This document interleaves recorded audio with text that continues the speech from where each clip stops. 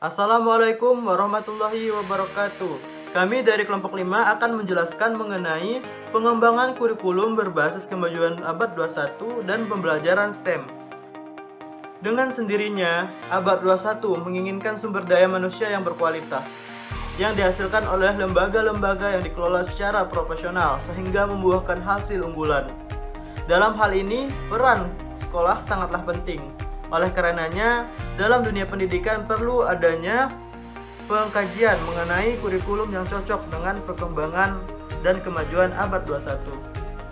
Terdapat dua kurikulum yang dianggap cocok dengan kemajuan abad 21. Yang pertama adalah kurikulum berbasis kompetensi dan karakter. Kurikulum berbasis kompetensi dan karakter sendiri sudah diadopsi dalam kurikulum nasional, yaitu kurikulum 2013. Abad 21 telah mengubah paradigma belajar dunia, yakni dari paradigma teaching menjadi paradigma learning.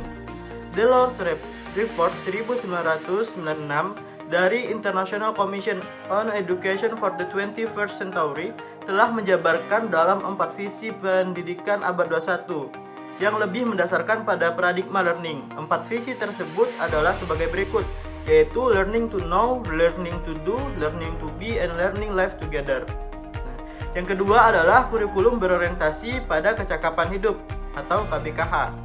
Nah, kurikulum KBKH ini dapat diartikan sebagai suatu program kegiatan dan pengalaman belajar yang berisi tentang berbagai kecakapan hidup untuk meningkatkan kemampuan, kesanggupan, dan keterampilan yang diperlukan oleh seseorang dalam menghadapi masalah kehidupan.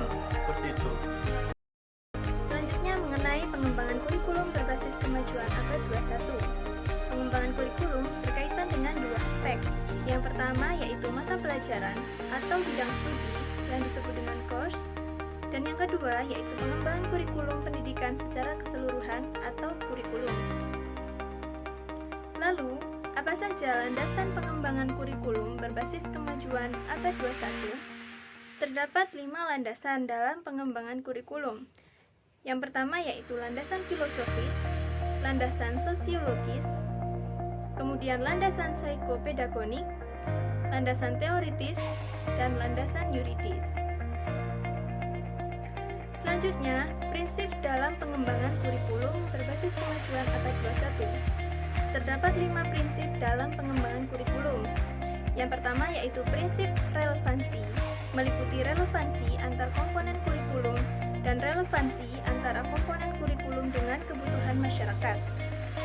Yang kedua yaitu prinsip fleksibilitas, atau kurikulum mudah beradaptasi dengan kondisi dan lingkungannya.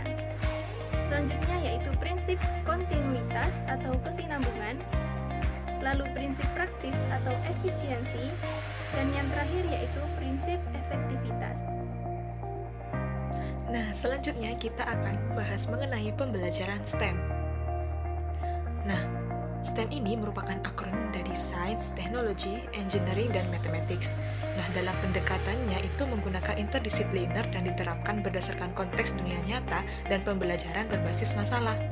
Pembelajaran STEM meliputi proses berpikir kritis, analitis, dan kolaborasi di mana siswa mengintegrasikan proses dan konsep dalam konteks dunia nyata untuk mendorong pengembangan keterampilan dan kompetensi untuk kuliah, karir, dan juga kehidupan.